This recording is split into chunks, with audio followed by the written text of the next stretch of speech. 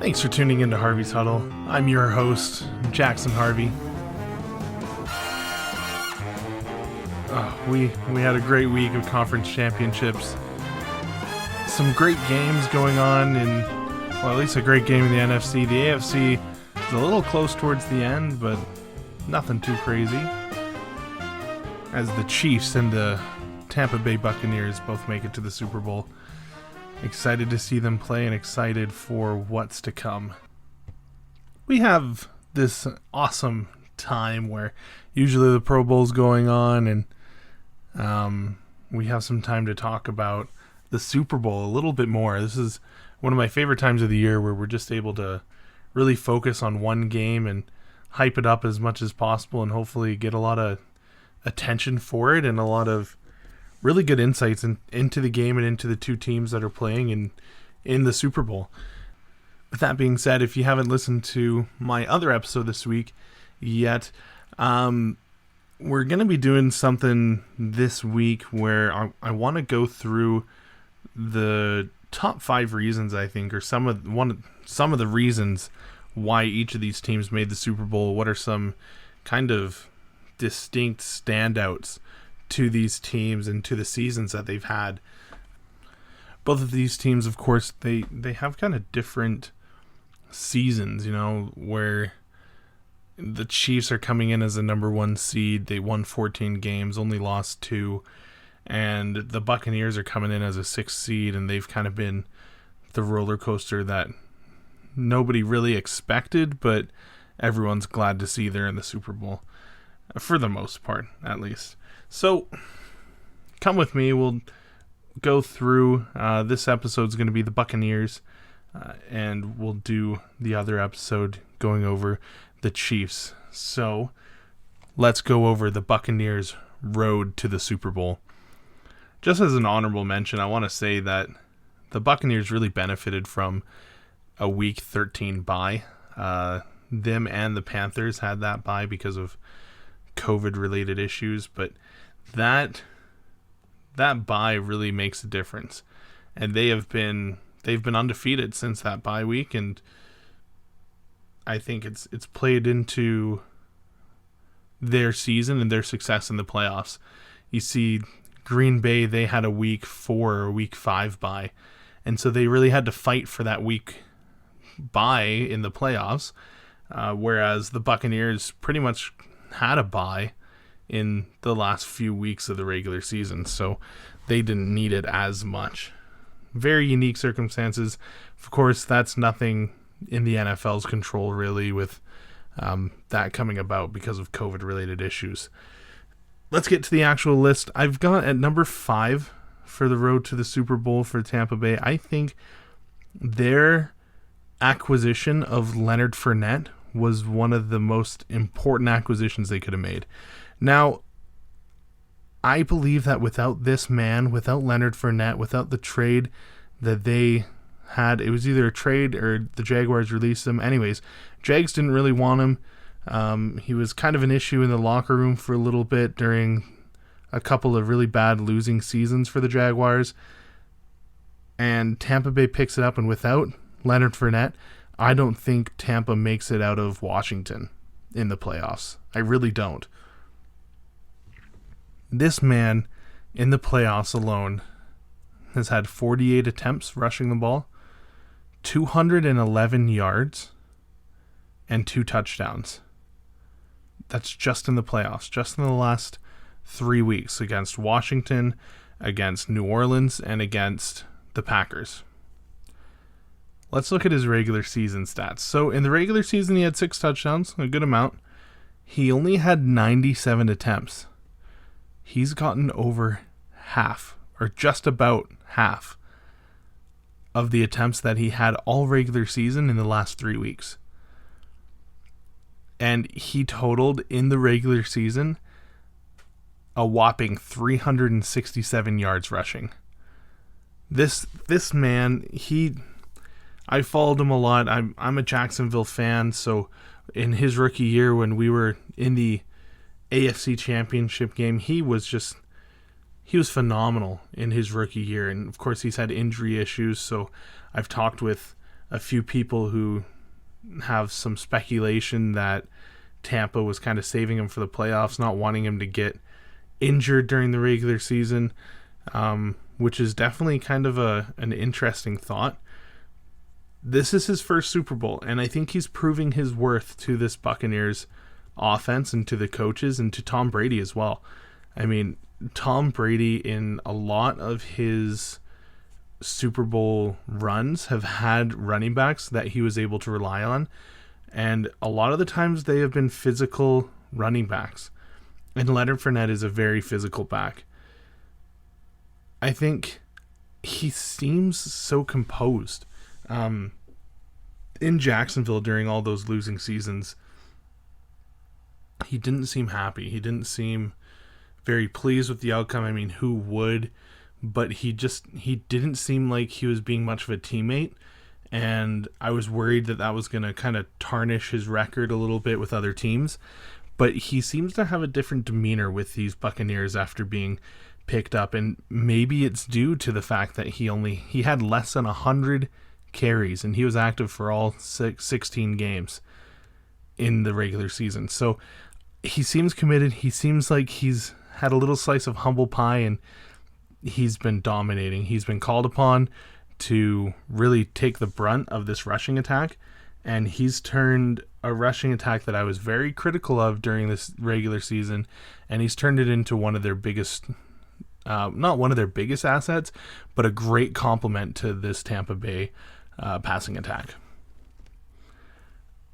Number 4, I have Todd Bowles and Byron Leftwich. I think these are two of the greatest coordinators in the NFL. Granted, when it comes to Byron Leftwich, most people would thrive in his situation. It's like a kid in a candy store. He just doesn't know which one to choose. But still, I think he's done a great job. I think he's done a great job with Tom Brady and bringing all of these people together. We have to remember that this team and all the other teams in the NFL did not have a preseason. They didn't have preseason workouts like they usually do.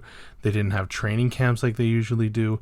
And so for a coach and a coaching standpoint, to be able to throw together a successful team, especially with all the moving parts that Tampa Bay's offense has, of course it took a few weeks for them to settle down, but I think he's been able to find it.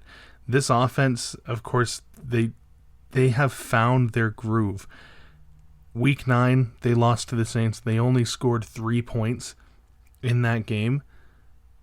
Since then, they haven't scored less than 24 points in a single game.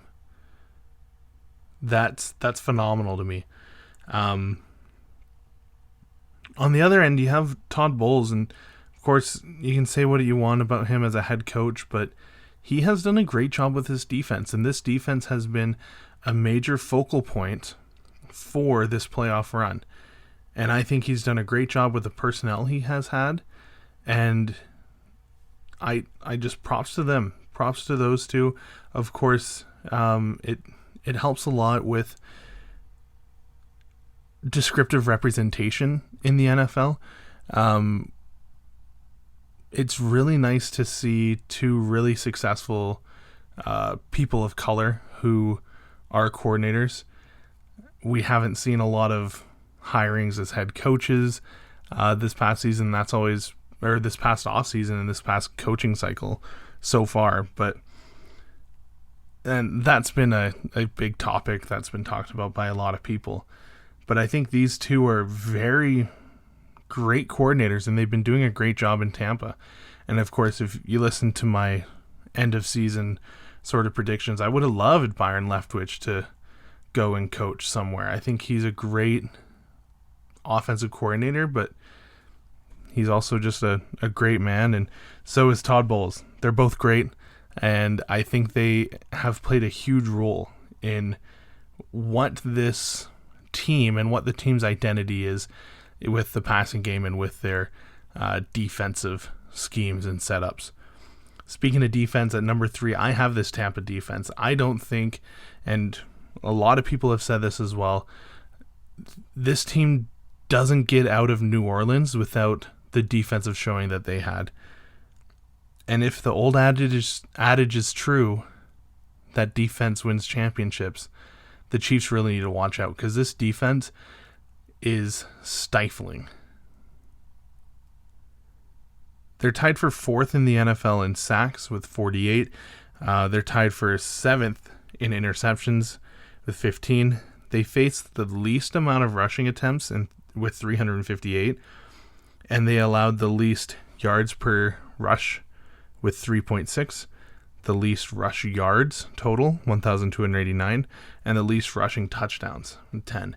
Now, if you look at that as a statistical standpoint, you might say, well, of course they have the least everything. They face the least attempts. I really think that they faced the least attempts because of how good of a rushing defense this team is and has. And I think that that's been a real big focus for teams they've gone against, is to try to focus on the passing game. And then they do something like they go into Green Bay and somehow stifle the MVP that Aaron Rodgers will be next week. And they stop the Packers in their tracks. A great offense, great passing offense. It's just crazy what this team has been able to do. They stifle Drew Brees in the Superdome. Like, just amazing stuff throughout these playoffs so far. They had a rocky start, of course, against Taylor Heineke and the Washington football team, but they've been really great all season. They've done a really good job with whoever they've played against for the most part.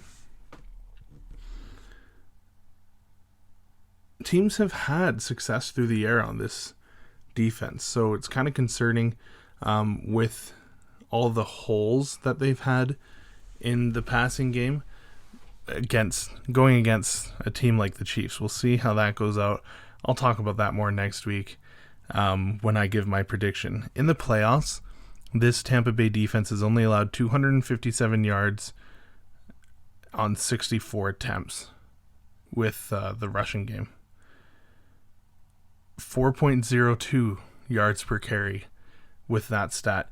And on top of that, they have only allowed 2 rushing touchdowns in the entirety of the postseason. And those 2 came from Washington.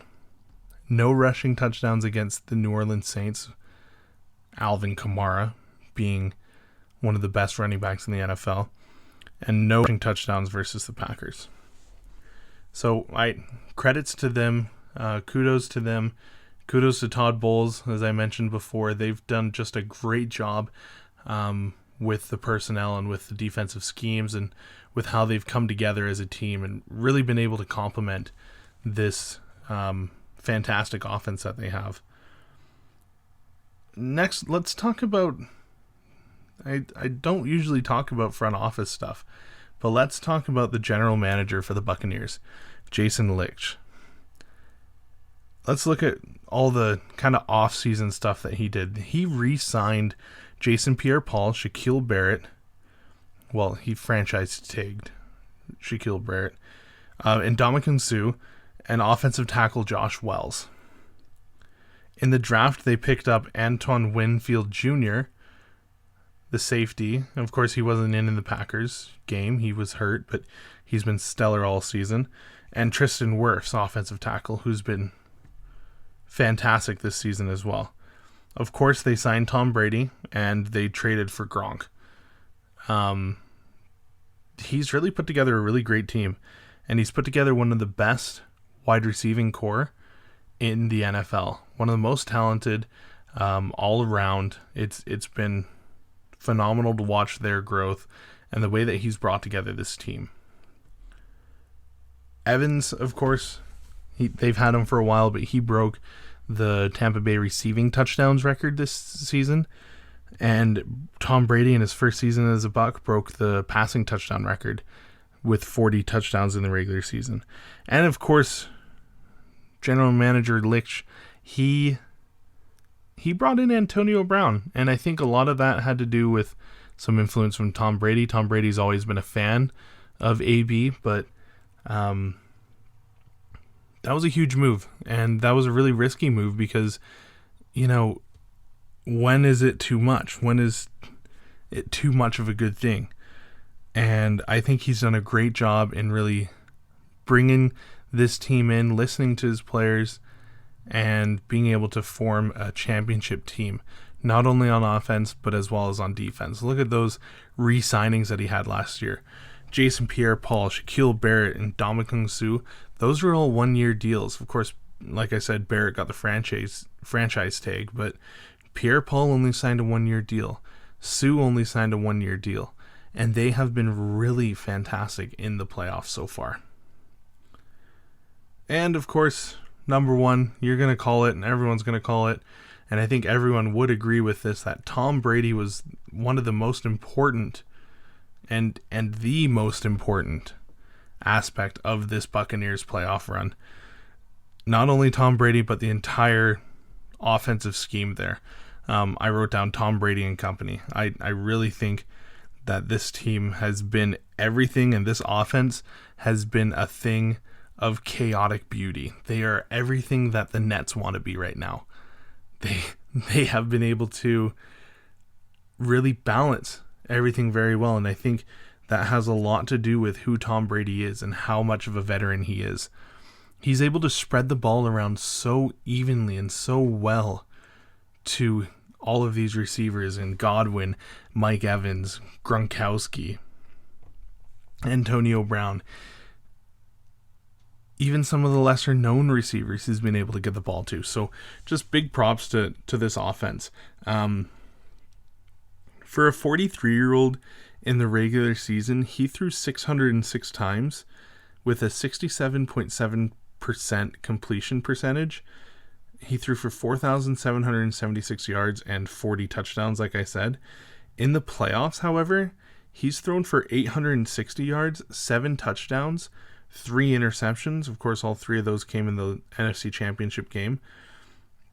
And the only thing that I'm kind of iffy about with the throws that he's making in these playoffs is he's at a 55% completion percentage, which is kind of concerning. He's 60 for 109 in the postseason.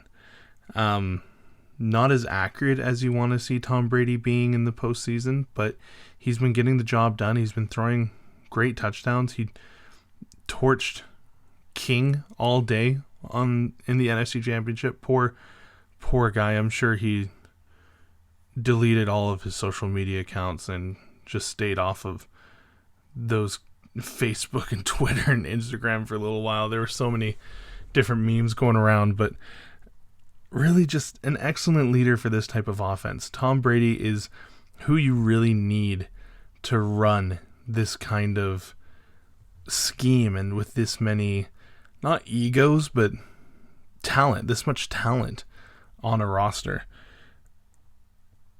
Speaking of which, the big four with Antonio Brown, Chris Godwin, Mike Evans, and Rob Gronkowski, I call them the big four, they are the top 4 in targets on the team. So they have the most targets on the team. Antonio Brown only has 483 yards, which is the 5th most on the team. I believe it's behind Scotty Miller. But other than that, Scotty Miller's 4, and then you got Mike Evans number 1, I believe Chris Godwin number 2, and Gronkowski number 3. So he's been doing a great job getting these people involved and being able to let them affect the game in the way that their coaches and the general manager expects them to. I think he's the most important part of this playoff run. I think without him, if you had Jameis Winston back here taking the reins with this team, even with all of these players, if you brought in Gronkowski and Antonio Brown and Leonard Fournette still, I don't know if you even make the playoffs. Just great job bringing in Tom Brady. And I think something clicked around that loss to the Saints in Week 9, where Bruce Arians was like, okay, I need to let him do his thing. I need to let him and Byron Leftwich figure this out. And I need to sit back and let Tom Brady coach up this team and be the leader that I really know he is, because it seemed like during the first parts of the season that they were button heads a little bit. Arians, of course, is very big into the chunk plays and the big plays downfield, and Tom Brady likes to be a little bit more accurate at times and take what the defense gives them. So I think they've been able to find a really good balance with each other and being able to figure out how to manage that. So there you go. I've got Leonard Fournette, the coordinators for the Buccaneers defense, their general manager, and Tom Brady and company as the most pivotal kind of stepping stones on the road to Super Bowl 55. Of course, big shout out to Tampa Bay being able to make it to the Super Bowl in their home stadium. First team to ever do that. I'm sorry it has to happen in a time of COVID, but still, nonetheless, great accomplishment. They played a great game on Sunday and were able to down the Packers. We'll see how they do. We'll see what this game will look like. I will be posting my predictions on this game next week around Wednesday or Thursday, so take a look out for that, and take a look at my other episode with the road to the Super Bowl for the Kansas City Chiefs. Let me know what you think about this episode. Let me know if you think I'm crazy. Let me know if you think I'm right. I always love to hear from all of you. Thank you so much for listening. Check me out on Instagram at Harvey's Huddle, or on Twitter at Harvey_Huddle, or on YouTube. Harvey's Huddle is the channel name. Thank you so much for listening. I'm Jackson Harvey. This has been Harvey's Huddle. Take care.